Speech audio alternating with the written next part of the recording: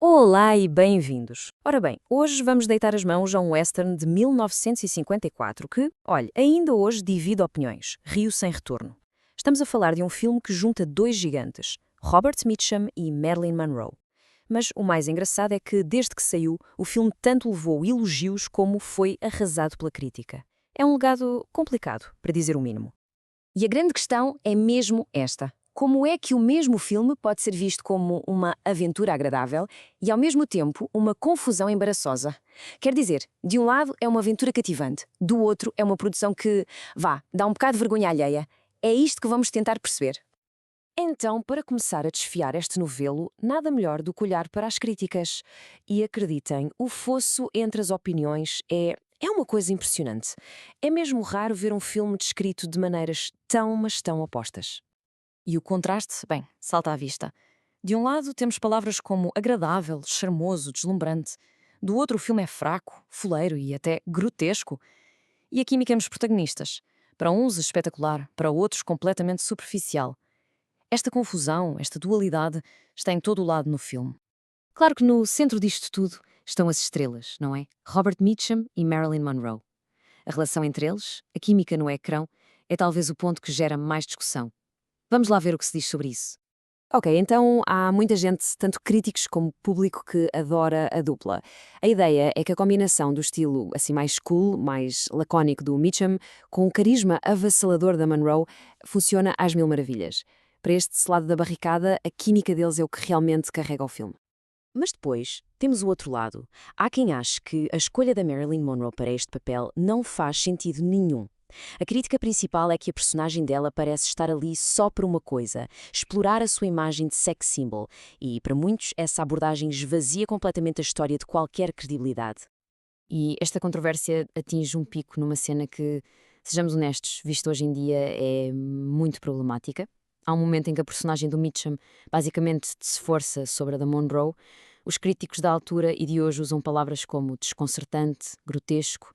Um chegou mesmo a dizer que era pouco menos que violação. E pronto, isto, como se pode imaginar, deita por terra qualquer ideia de romance e torna a relação deles muito, muito desconfortável de ver.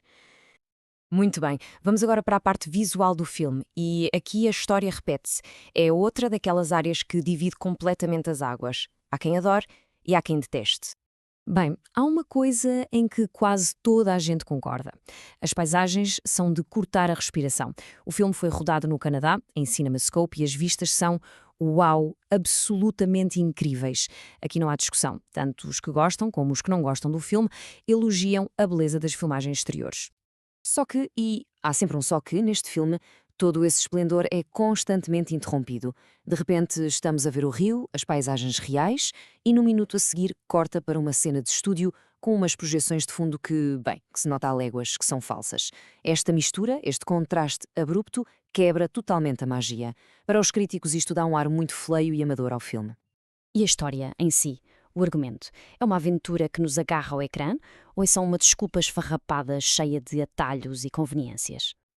Bem, o ponto de partida é simples e direto. Temos um agricultor, o filho dele, e uma cantora de saloon que são forçados a descer um rio perigosíssimo numa jangada.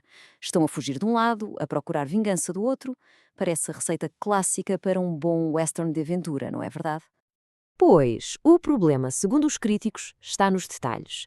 A história é considerada fraca, muito superficial. O final, por exemplo, com o filho de 9 anos a salvar o pai disparando nas costas do vilão, é visto como uma solução muito preguiçosa, muito fácil. Se juntarmos a isso a forma como os nativos americanos são usados basicamente como um obstáculo genérico e vários furos na lógica da história, o resultado é o que muitos chamam de um argumento francamente descuidado. Ok, chegamos ao fim. E agora? Como é que se arruma esta confusão toda? Como é que se juntam peças tão diferentes? Vamos lá tentar chegar a uma conclusão. No fundo, a questão é esta. O valor do filme depende muito da lente que usamos para o ver. Se nos focarmos no carisma gigante das estrelas, nas paisagens deslumbrantes e na aventura que, apesar de tudo, é simples e até comovente, é fácil gostar. Agora, se a nossa atenção vai para a história cheia de falhas, para a produção de estúdio que destoa e para as dinâmicas que hoje nos fazem torcer o nariz, a conversa é outra. Se calhar a melhor maneira de olhar para Rio Sem Retorno é como um filme de conforto. O que é que isto quer dizer? Que, objetivamente, não é um grande filme. As falhas estão lá, à vista de todos. Mas para muita gente, há qualquer coisa de aconchegante na sua simplicidade, na música, no brilho daquelas duas estrelas que os faz voltar a vê-lo uma e outra vez. E por isso, voltamos à pergunta inicial. Rio Sem Retorno é uma daquelas joias cheias de defeitos, mas que ainda assim vale a pena descobrir?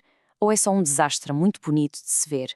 No fim de contas, parece que a resposta final continua a depender de cada um.